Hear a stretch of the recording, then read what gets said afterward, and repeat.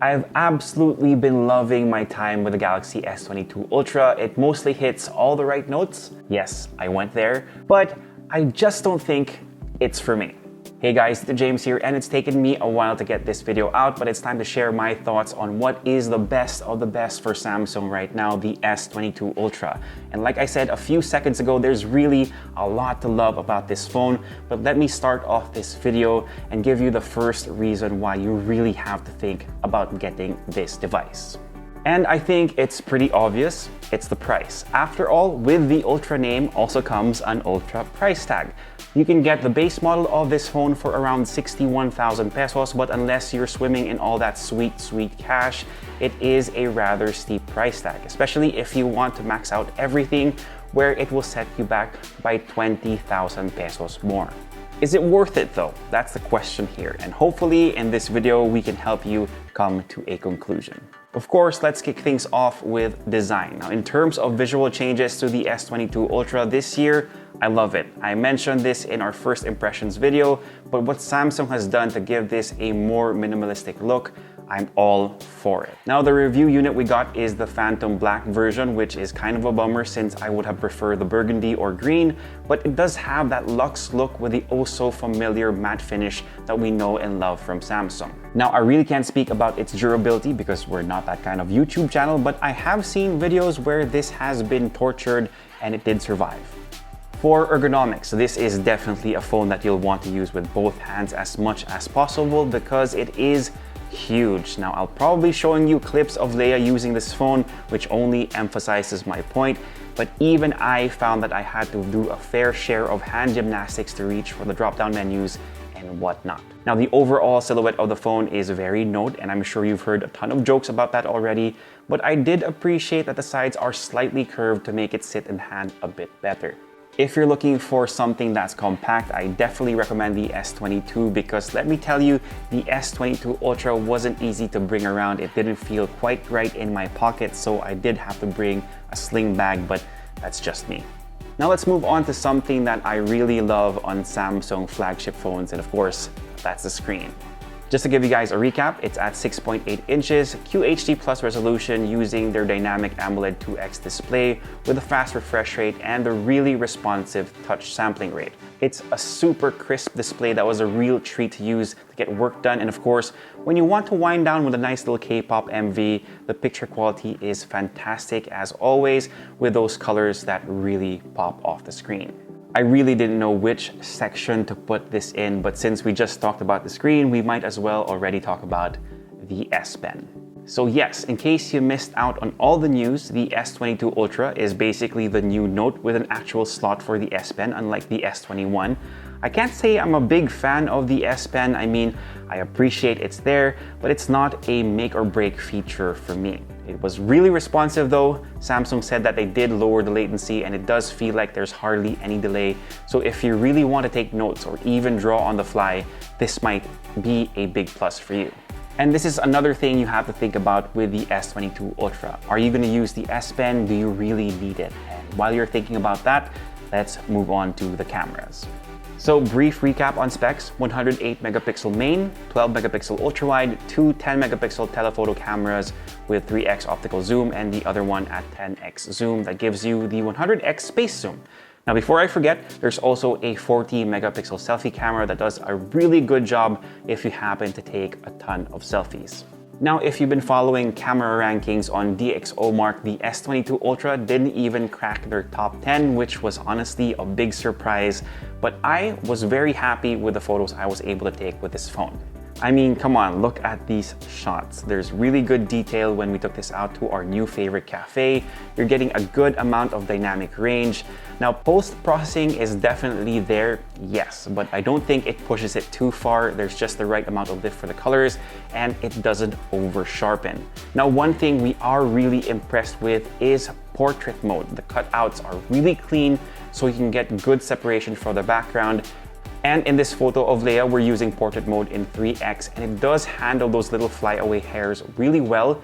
Definitely one of the better portrait modes that we've seen on a smartphone. Now, one area that we were kind of expecting a bit more though is night photography. While the photos generally look decent, the devil is in the details, as the saying goes, and the Ultra does lag behind some of the other flagship phones that we've tried recently. Again, not bad, it's good, but for something that's labeled as an Ultra phone, this part does need a bit of leveling up.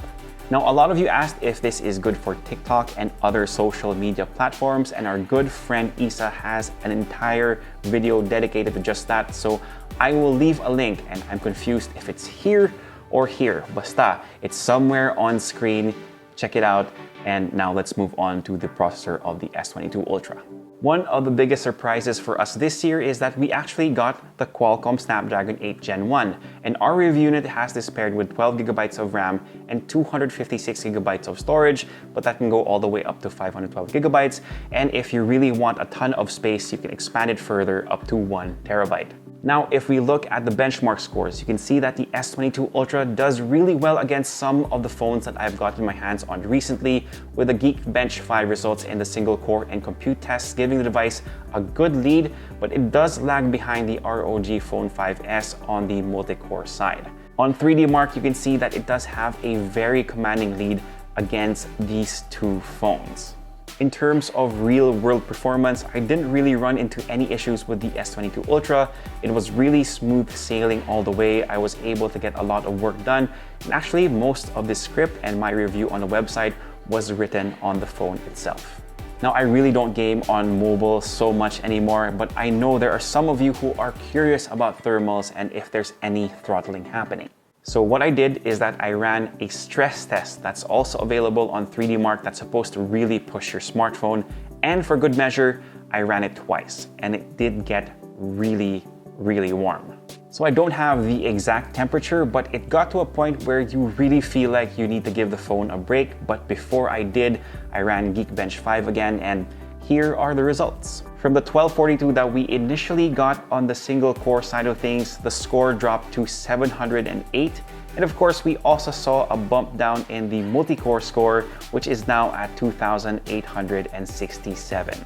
I don't know if there were some of you who were hoping to use the S22 Ultra for gaming, but this is something that you definitely have to consider. But for those quick games of Pokemon Unite or Call of Duty, that won't be an issue.